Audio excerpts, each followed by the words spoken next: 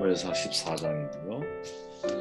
3절 말씀을 읽고 나누는 시작을 할게요. 아이야는 에봇을 입고 거기 있었으니 그는 이가봇의 형제 아이두의 아들이요 비나스의 손자의 실로에서 여호와의 제사장 되었던 엘리의 증손이었더라. 백성은 요나단이 간 줄을 알지 못하니라. 우선순위가 분명하면 선택이 쉬워진다라는 제목이고요. 14장 내용을 간단하게 정돈해 보면 사울의 아들 요나단과 아버지 사울이 대조적으로 이제 소개되어서 진행이 되고 있죠. 사울은 사무엘의 지시가 있음에도 불구하고 블레셋을 공격하는 것을 두려워했다면 그의 아들 요나단은 전쟁의 승패는 사람의 숫자에 달린 것이 아니야라는 믿음으로 블레셋을 선제 공격을 하죠. 블레셋이라고 하는 공공의 적을 대상으로 해서 요나단은 믿음으로 반응한다면 사울은 불신으로 반응을 했죠. 결국 요나단의 선제 공격으로 시작된 이제 블레셋 전투는 블레셋 군대가 서로 치고받고 싸우다 싸움이 끝나잖아요, 그죠? 이 전체의 과정에서 우리가 얻을 수 있는 교훈이 뭘까? 이 질문을 가지고 나누며 시작을 합니다. 두 가지만 제가 나눠보면 우선순위가 분명해야 선택이 쉬워진다라는 거죠, 여러분. 1절에 보면 이렇게 말하죠. 하루는 사울의 아들 요나단이 자기의 무기를 든 소년에게 이르되 우리가 건너편 블레셋 사람들의 부대로 건너가자 하고 그의 아버지에게는 아뢰지 아니하였다. 그 아버지 몰래 거리가 좀 떨어져 있었으니까 블레셋 선제 공격하기 위해서 무기를 든 소년과 함께 이제 떠나가죠. 요나단은 아버지 사울과 구별되는 다른 면모를 분명히 가진 것 같아요. 블레셋을 직면했을 때 사울의 첫 대사는 돌아가자. 9장 5절에 보면 이렇게 고백한다면 요나단의 첫 대사는 건너가자. 이렇게 서로 대조를 이루고 있는 거죠. 요나단은 사울보다 진취적이고 용맹했던 것 같습니다. 요나단이 블레셋 부대를 공격하라고 계획할 때 이제 사울은 600명의 병사들과 함께 기부하에 있었어요.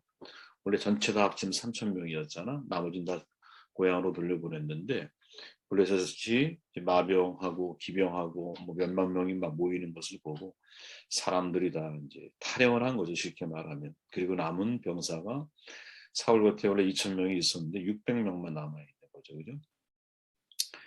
그들과 함께 기부하에 사울은 지금 있었던 것 같아요. 그래서 어떤 학자들은 그때 사울이 그곳에서 재판일을 보고 있었다라고 말하는 분도 계신데 그 근거는 2절에 보면 이제 석류나무 아래에 머물렀고라고 하는 표현이 나오거든요. 기부하 변들이 미구른에 있는 석류나무 아래에 머물렀다. 드보라가 상수리 나무 아래 재판을 수행한 것 여러분도 아마 기억하실 거예요. 이것을 상기시키기 때문에 석류나무 아래에 머물렀다라는 표현을 마치 재판하고 있다 이렇게 이제 이해를 하는 거죠. 그러나 이제 우리가 주목해 볼 것은 그곳에 에봇을 입은 제사장 아이야도 있었다라는 사실이죠. 재판과는 어울리지 않는다라는 거예요. 에봇은 여러분 하나님의 뜻을 묻는 상징적인 도구로 사용이 되잖아요. 그렇죠? 또한 블레셋과의 전쟁이라고 하는 위기 상황에 지금 직면해 있는데 한가로이 백성들의 문제를 처리할 수 있을까? 이거는 비상식적이라는 거죠. 사울은 제사장 아이야와 함께 하고 있어요, 그죠? 여러분, 이 아이야가 되게 중요한 인물인데 왜? 엘리의 증손이기 때문입니다. 엘리 가문의 비극적 역사를 상기시키죠, 그죠? 엘리 가문도 사무엘 선지자를 통해서 하나님의 심판을 선고받았잖아요. 그러니까 내용을 정리하면 이렇게 되는 거예요. 버림받은 제사장 가문과 버림받은 왕의 가문이 함께 일하고 있다. 이거죠, 저는. 그러니까 객관적인 팩트를 딱 놓고 정돈해 보면 버림받은 두 가문이 함께하고 있는 거죠. 엘리 가문의 제사장 아이야가 언급되는 이유가 뭘까? 13장에서 사무엘이 사울을 버리고 떠났잖아요. 그죠? 사무엘에게 버림받은 사울은 아이야를 사무엘 대신하는 제사장으로 곁에 두고 있는 거죠. 그러나 문제는 이들에게 미래가 없죠. 에봇은 있지만 하나님이 아이야를 통해서 말씀하지 않기 때문이에요. 그래서 본문 37절에 보면 그날에 대답하지 아니하시는지라 제사를 드렸는데 대답이 없었어요. 그죠? 이처럼 사울이 지금 계속 하나님의 계시로부터 소외되고 있죠. 그리고 사울이 선택한 아이야 역시 버림받은 가문의 제사장의 가문이었다라는 것. 이제 그런 말이 있잖아요, 여러분. 장고 끝에 악수를 둔다라는 말이죠. 바둑이나 장기에서 오래 고민해서 어떻게 다음 수를 던졌는데 이게 패착에 빠지게 될 때가 있어요, 그죠? 사울이 아이야를 선택한 것이 마치 이와 같지 않나 이런 생각이 들었어요. 심사숙고해서 결정한 게 물론 심사숙고했는지 안 했는지 잘 모르겠지만 그의 어쨌든 선택의 결정이 오히려 독이 되고 있다라는 거죠. 그죠? 어떤 선택을 해야 했을까? 우리에게 이런 질문을 던지고 있다고 봐요. 병원 응급실 여러분 대단히 혼잡해서 인지부하가 가장 심각하게 걸리는 곳이잖아요. 그죠? 수시로 환자가 실려와요. 환자가 고통을 호소하고 가족은 울기도 하고 이해 관계자는 큰 소리를 내며 다투기도 해요. 그죠? 느긋하게 생각할 수 있는 환경이 아니거든요. 그런데 그 응급실에 가보면 그 에머전시 그 어려운 상황 속에서도 의사들이 대부분 적절하게 잘 처리를 해요. 그죠?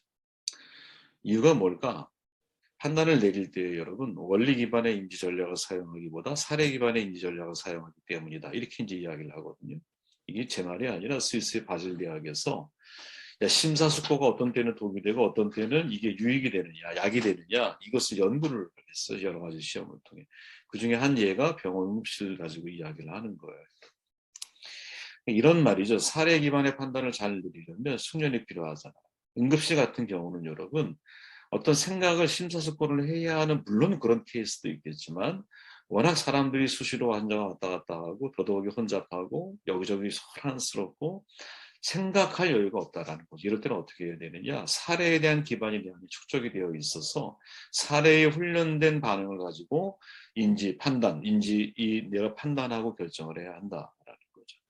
다시 말하면 원리 기반의 판단을 내려야 할 때면 심사숙고가 필요해요. 근데 응급실 같은 경우는 사례 기반의 판단을 내려야 심사숙고가 오히려 거기에서는 방해가 될 수 있다. 사례 기반의 판단을 내릴 수 있어야 된다. 마치 여러분 우리 비행기 조종사가 판단이 어려울 때는 뭐라 그래요? 계기판을 믿어야 되는 거예요. 계기판. 훈련한 대로 내가 반응을 해야 되는 거. 신앙인의 길이 저는 이와 같다고 생각하거든요. 우리는 성경에서 여러분 수많은 사람들을 만나잖아요. 사례들을. 그들을 보면서 사례 기반의 인지 전략을 해야 하는 거. 지금 우리가 사울을 목격하고 있어요. 이 사울이 우리에게 전해지는 사례들이 있는 거죠. 자기가 하고 싶은 대로 일을 처리해 가다 보니 끝내 무엇? 버림받은 아이와 제사장과 함께 만나게 되고 일을 하게 되더라는 거죠. 장고 끝에 악수를 두는 거예요. 이 사울이 우리에게 전해주는 이 선택의 사례들을 우리가 진짜 마음속에 잊지 말고 품고 있어야 된다는 거죠. 그래서 무엇을 선택하고 결정할 때는 사실은 인지해서 심사숙고해서 결정을 해야 하는 것도 분명히 있겠지만 성경이 이미 우리에게 명확하게 당신의 뜻을 드러내시고 알게 하신 것에 대해서는 사례에 대한 훈련을 통해서 내가 선택과 결정을 할 수 있는 사람이 되면 얼마나 뭐랄까 좋은 선택을 우리가 하게 되지 않을까 이런 생각을 해보게 된다는 거죠. 여러분 삶은 선택의 연속이잖아요. 가태어난 아기도 선택을 하거든요. 여러분. 울 건가 그칠 건가. 내가 이런 방법으로 아이들은 부모를 길들여요. 여러분. 애들도 부모를 길들인다는 거 알고 계시죠? 부모도 마찬가지죠. 내가 냉담하게 반응할까 아니면 애정을 보일까. 그거로 길들이는 거예요. 서로 태어나면서부터 배우는 게 선택에 대한 길들여짐을 배우고 있는 거거든요. 우리는. 성장을 위한 여러 가지 교육을 해요. 선택을 배우는 연습이거든요. 우리가 여러분 교육할 것 중에 가장 중요한 교육이 뭘까요? 우리 아이들에게 분별력을 교육시켜야 될 거예요. 그죠? 선택에 대한 책임감을 갖는 방법을 가르치는 거예요. 왜? 끝까지 내가 함께 할 수 없잖아. 그러므로 올바른 선택, 올바른 분별, 올바른 책임감을 가지고 인생을 살아갈 수 있도록 돕는 게 정말 중요한 거죠.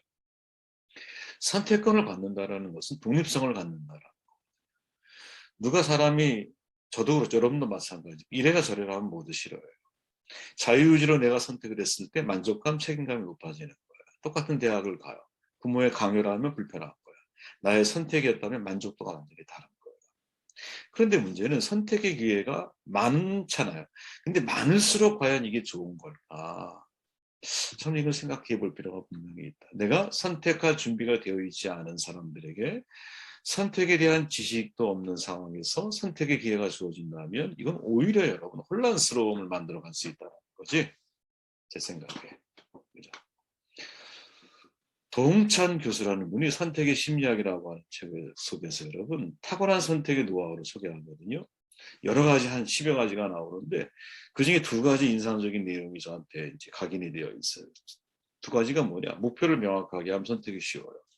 우선순위가 분명하면 선택이 쉬워요. 이런 말을 하거든요. 저는 모든 선택이 여러분 기준이 필요하다고 봐요. 기준이 뭐냐? 우리가 가지고 있는 가장 강력한 목표이죠.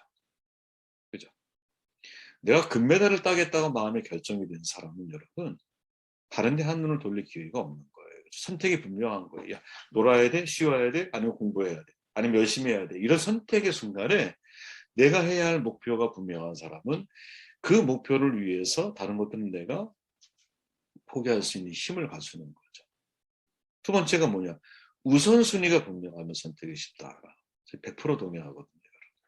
삶의 우선순위가 명확하면 내가 무슨 일을 선택하고 무슨 일을 포기해야 할지가 명확해지는 거거든요. 저는 여러분 그리스도인의 선택은 어렵지만 동시에 쉽다고 생각을 하거든요. 어려운 이유는 뭐냐? 아까 말했듯이 여러분 선택권은 내가 갔을 때 만족도와 또 책임감이 커지기 마련이지만 이 선택권을 빼앗기게 될 때는 사람들이 어려운 거야. 근데 우리가 신앙한다라고 하는 것은 뭐냐? 내 1순위, 내 삶의 1순위가 하나님의 목표가 되고 말씀이 내 삶의 우선순위가 된다는 거거든요. 그러므로 내가 그 말씀의 우선순위보다 나의 생각과 나의 판단을 선택하지 않으려고 하는 것이 이게 우리한테 얼마나 불편하고 어려운 일일 수 있어. 하지만 반대로 이야기하면 여러분, 우리가 성경이 말하고 있는 사례들에 대해서 열려있고 그 성경이 말하는 말씀들에 대해서 깨어있는 사람들이라면 선택과 결정 순간순간마다 오히려 우리는 훨씬 더 쉬울 수 있다는 거죠. 왜? 목표가 분명하잖아요. 우리가 하나님을 경외하는 삶. 내가 하나님을 높이기 위해 기쁘게 해드리기 위해서 인생을 살아가는 거 아니겠어요? 그럼 내 삶의 첫 순위는 뭐냐? 우선순위는 뭐냐? 하나님 말씀 아니겠어요? 그죠? 쉬운 거예요, 사실은. 근데 왜 어려워? 선택권을 빼앗기면 사람은 만족도가 떨어지기 때문에. 인간이 가지고 있는 에고이즘이죠. 그죠? 두 번째, 18절 말씀을 함께 읽어볼게요. 사울이 아이에게 이르되 하나님의 교회를 이리로 가져오라 하니 그때 하나님의 교회가 이스라엘 자손과 함께 있습니다. 믿음이 없으면 사람을 의지한다라는 거죠. 요나단의 선제 공격은 블레셋 진영의 전체 두려움을 불러일으켰어요. 여러분. 왜? 사람들이 과거가 떠오른 거야. 언약궤 사건도 있었고 여러 가지 사건이 있었잖아. 여호와 하나님이 그들과 함께 싸우십니다. 그래서 모든 블레셋 본진의 병사들에게 두려움이 퍼져나갈 거야. 그죠? 이것은 누구도 알게 돼 나중에 사울도 알게 돼. 그러면 사울이 취해야 할 반응이 뭘까요?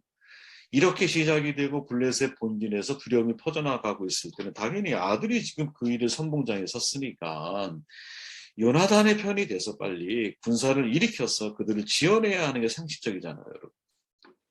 그죠? 그게 상식이에요, 여러분. 그런데 사울이 뭐라고 말하느냐? 아이야에게 이르되 하나님의 교회로 가져오라 하였다. 이렇게 말하죠, 여러분. 언약궤를 가져오라고 명령해요.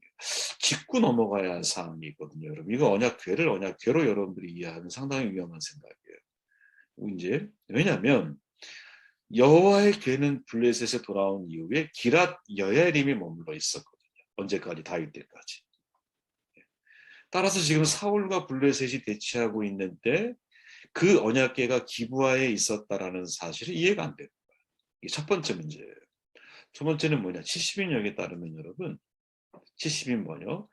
사울이 가져오라고 하는 것은 하나님의 궤가 아니라 에봇이에요. 그러니까 이 두 가지를 우리가 고려하면 사울이 주문한 게 뭐냐? 언약궤가 아니라 에봇일 가능성이 높다라는 거죠. 그럼 질문해 볼게요. 만약 에봇을 가져오라고 했다는 이유가 뭘까? 한 가지죠. 하나님의 뜻을 묻기 위함이었을 거야. 왜? 에봇에 우림 둠빔을 통해서 하나님의 뜻을 묻는 상징적인 의미를 담고 있잖아요. 그죠? 이것은 사울의 입장에서 놓고 보면 무슨 말이냐면 왕으로서의 자신감을 완전히 상실했더라. 왕으로서. 이미 하나님은 사무엘을 통해서 계시를 다 허락하셨잖아요. 근데 그것을 불순종한 것은 누가? 사울 자신이 잘 알아요. 전쟁이 벌어졌어요. 예. 상황을 놓고 볼 때는 블레셋 본진에 두려움이 다 퍼져 있기 때문에 쉽게 자신을 상대할 수 있는 상황이야. 그런데 사울의 선택은 정반대예요. 그죠? 에봇을 가지고 와라. 이렇게 말하는 거죠. 그럼 생각해 보십시오, 여러분. 믿음이 없는 언약궤와 에봇, 이거는 아무런 상징적인 도구에 불과한 거죠. 이게 정말 상징적인 도구에 불과한 거예요. 믿음이 없는 말씀 선포, 울리는 소리에 불과한 거죠, 여러분. 믿음이 없는 찬양, 노래에 불과한 거 아니겠어요, 그죠? 불안감에 의해서 에봇을 구하고 있지만 이것은 하나님의 침묵으로 귀결이 되잖아요. 이게 과거 엘리제상 시대에 두 아들이 언약궤를 가지고 전쟁에 나갔다 빼앗기잖아요. 부족신앙이죠, 부족신앙. 똑같은 모습을 누가? 사울이 아이야를 통해서 행하고 있다라는 거죠. 자, 보면 여러분 교차되는 게 있어요. 14장 6절에 보니까 여호와의 구원은 사람이 많고 적음에 달리지 아니하였느니라. 요나단이 한 말이거든요. 하나님의 함께 하심을 확신하고 적진에서 용기 있게 싸우는 요나단의 모습이 소개돼요. 그 중심에 여러분, 구원은 누구? 사람에게 달려있지 않아. 이게 요나단이 가지고 있던 확신이에요. 그 믿음이 있기 때문에 마병, 기마 몇만 명으로 무장된 블레셋에 도전할 수 있는 거예요. 그런데 반면에 대조적으로 사울은 여러분, 자기의 행동을 결정하는 데 있어서 하나하나 확신이 늘 남의 의견을 묻는 거예요. 사울은. 그죠? 특별히 13장에서 사무엘과 결별한 이후에는 더 자신감을 잃어버린 거죠. 이제 지푸라기라도 잡고 싶은 심정으로 버림받은 가문의 아이야 제사장의 도움을 청하는 거예요. 그러나 하나님은 침묵을 해요. 완전히 썩은 동아줄을 붙잡고 있는 거지. 야, 이게 참 우리에게 많은 생각을 하게 만드는 장면이라고 저는 봐요, 여러분. 어느 기독교 갤럽에서 여러분 조사를 했는데 이제 성도들이 기도를 하지 않거나 적게 하는 이유가 뭐라고 생각하십니까? 이런 질문을 던졌어요. 여러 가지 다양한 이유가 있죠. 근데 그 중에 가장 많은 답이 뭐냐? 기도한다고 해서 일이 된다고 생각하지 않기 때문입니다. 이렇게 대답을 했어요. 그러니까 응답 없는 기도의 핵심이 뭐냐? 믿음 없는 기도라는 거죠. 그죠? 믿음이 없기 때문에 응답이 없는 거야. 왜? 사람들이 기대를 안 해. 기도하면서. 시간이 지나면 기도 자체를 내가 잃어버리게 되겠죠. 그죠? 기도하는 사람들조차도 내가 하는 기도에 대한 하나님의 응답의 확신을 갖지 못하는 거예요. 믿음 없는 기도의 한계이죠. 근데 여러분 기독교의 뿌리는 뭐예요? 믿음의 종교자. 성경의 모든 이야기는 뭐야? 믿음의 역사들로 가득한 내용은 아니에요. 신약에만 믿음이라는 단어가 231번 사용이 되어져요. 누구나 좀 더 많은 믿음을 갖기를 원해요. 기도에 믿음이 있으면 반드시 응답될 것이다라고 성경이 증거하기 때문이에요. 그럼 무조건 믿으면 믿는 건가? 그건 아니죠, 여러분. 망상이지. 믿음은 분명한 대상이 있고 근거가 있어요. 그죠? 믿음이 어디에서부터 많아지기 시작을 하느냐? 하나님 말씀을 들을 때 많아지는 거죠. 왜? 바울이 말하잖아요. 그런즉 믿음을 들으면서 나며 들으면 하나님의 말씀에서 나느니라. 로마서 10장에 있는 말씀이야. 하나님의 말씀에서만 믿음이 나. 믿음과 신념, 믿음과 염원, 믿음과 자기 확신 확실하게 구분할 수 있어야 되는데 믿음은 하나님의 말씀이 내 안에 믿어지기 시작할 때 나에게 주어지는 선물이거든요. 그래서 여러분 설교자가 사실은 말씀을 나눌 때 가장 중요하게 다뤄야 할 고민을 해야 할 부분이 뭐냐면 하나님 말씀이 믿어지게 만드는 설득에 힘을 갖춰야 되는 거거든요. 그죠? 하나님의 말씀이 믿어지게 만드는 힘을 갖춰야 되는 거야. 그리고 그 믿음이 생겼을 때 진짜 인생의 승리가 내 안에 시작이 되어지는 거거든요. 하나님 말씀이 믿어져야 되는 거예요, 여러분. 여러분, 블레셋과의 전쟁의 승리 비결이 이상하지 않아요? 20절에 이렇게 말하죠. 사울과 그와 함께한 모든 백성이 모여 전장에 가서 보니까 블레셋 사람들이 각각 칼로 자기들의 동무들을 침으로 크게 혼란스러워졌다. 자기들끼리 치고 망했다. 이런 말이죠. 되게 중요한 장면이에요. 내 안에 믿음이 있고 없고의 차이에 따라서 여러분 내가 하나님이 거하시는 하나님의 일꾼 또 하나님이 나를 통해서 하나님의 역사를 볼 수 있는 사람이 되기도 하고 그죠? 정반대로 내가 하나님에 대한 믿음 없이 그죠? 믿음이 있는 것처럼 포장을 하지만 하나님에 대한 믿음 없이 인생을 살아가게 될 때는 사울처럼 내가 삶이 전락되기 마련 이거죠. 참 23절에 이렇게 말하죠. 여호와께서 그날에 이스라엘을 구원하심으로 전쟁이 베다윈을 지납니다. 이 베다윈이 뭐냐? 장소 이름이거든요. 베델과 베나인은 같은 장소예요. 서로 다르게 부르는 이름이야. 창세기 28장에 여러분 아시죠? 에서를 피해서 하나님으로 도망할 때 야곱에게 하나님이 나타나 하늘 사다리를 경험하죠. 그 장소가 베델이야. 하나님의 집이에요. 그죠? 하나님의 말씀은 뭐예요? 가나안 땅에 머물라는 거야. 근데 야곱은 하나님을 피해 20년 만에 고생하고 고향으로 돌아와. 그죠? 그러니까 베델의 의미는 하나님의 말씀에 순종하는 신앙인 거야. 그런 점에서 유대인들에게 매우 특별한 의미가 있는 장소가 바로 이 베델이었어요. 그런데 이 베델이 죄악의 집으로 변질이 되죠. 열왕기상 12장 32절에 보면 여덟째 달 곧 그 달 6달로 정하여 유다의 절기와 비슷하게 하고 제단에 올라가되 베델에서 그와 같이 행하여 그가 만든 송아지에게 제사를 드렸으며 그가 지은 산당의 제사장을 베델에 세웠더라. 아멘. 북이스라엘 건국한 여로보암이 여러분 백성들이 예루살렘에 내려가지 못하도록 금송아지를 만들어서 어떻게 베델과 단에 그것을 세워놓고 산당을 만들어 놓고 제사를 드리게 했어.